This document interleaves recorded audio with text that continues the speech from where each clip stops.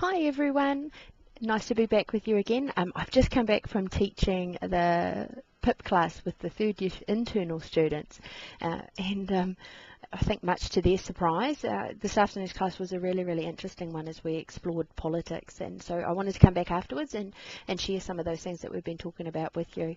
I think probably one of the first things I'd really like to say is to encourage you to persist with the readings. The first reading you have to do this week by Carmen Daly goes through many of the changes that have happened in early childhood education as a result of changing Ministry of Education changing policies, and of course any time a policy has been changed, that's because of the impact of politics or government or the Minister of Education on that. So that the Daly articles focused on the early childhood sector, and the second reading you have this week to do by Martin Thrupp is actually the introduction to a book about policy and educational reform, and so which is focused on the primary sector. The first half of that introduction gives some of the background to some of the changes that have been happening in the sector, very briefly, of course, and then the second part of the chapter goes on, the second part of the introduction goes on to introduce each of the chapters which follows in the book. So that bit there is probably not as relevant for you, but of course read it if you'd like to, but focus your attention on the first part of that. Something else that maybe surprised me a little bit when I was teaching the internal class this afternoon is that they perhaps didn't understand the link between government, the Minister of Education, and the ministry. So I'd just like to take a moment to explain that. So hopefully you're all aware that our country is run by a government which is elected by you and everyone else who votes, and there's a bit of a plug here for voting. I just see John Key this afternoon has announced our next election date for, I think it was the 20th or 22nd of September. So not that far away, we'll be voting to choose our next government, and their job as the elected representatives is to run the country. Within that, government is kind of set up into sections, I guess you could call them, or ministries.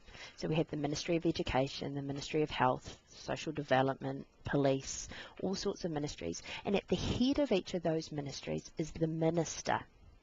So in education currently, our Minister of Education is Hikia Parata. In police, it's Anne Tolley, who used to be the Minister of Education. I think John Key's Minister of Trade and Tourism, if I remember correctly.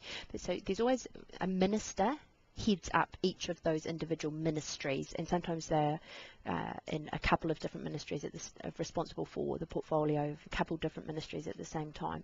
So at the moment, Hikia Parata is the head of the Ministry of Education, and what she does is she decides what directions the ministry is going to take, and then she goes to the advisors within the Ministry of Education and she says to them, this is what I want to do, how do we make that happen? So I think the class were quite surprised to find out that it's only very rarely do the ministry, those people who work within the ministry, go to the minister and say, here's what we should do. They are actually there in an advice role, but the minister chooses what they give advice on. So it's something important to think about and to start getting your head around and understanding. So we talked a lot about that this afternoon. We talked about some of the policies that are currently in place, so around NCEA, national standards, charter schools, ratios, group sizes, minimum qualifications, those kinds of ideas. So hopefully that some of those are starting to ring bells for you and you're starting to get some ideas. What I would suggest you do as you're reading the Daly and the Thrupp articles is to just maybe jot down a couple of those key points and key changes and the time frame. So maybe making a little bit of a timeline so you can plot and see when those changes have come about and how that's happened. Anyway, I can see some of you have already participated in the forum this week, which is fantastic, and hopefully I'll see lots more, and maybe this video will help clarify a few things for you. If you do have any questions, please do get in touch with me. You can either use the forum or email me, try giving me a call. I'm in the office quite a lot this week, so can get back to you. I also understand that your practicum handbooks have been posted out to you. hopefully that's the case. If you haven't got one, do let me know. Next week, your class will be focused on your upcoming prep tasks and your goals assignment, so it will be important that you do have those there. Anyway, I hope you all have a wonderful week. I hope the sun is shining where you are. It's certainly shining here in Palmerston North, so it might be time for me to finish off a few things and get outside for a little bit of sunshine myself. Anyway, have a great week. Happy reading, and I'll talk to you soon. Thanks. Bye.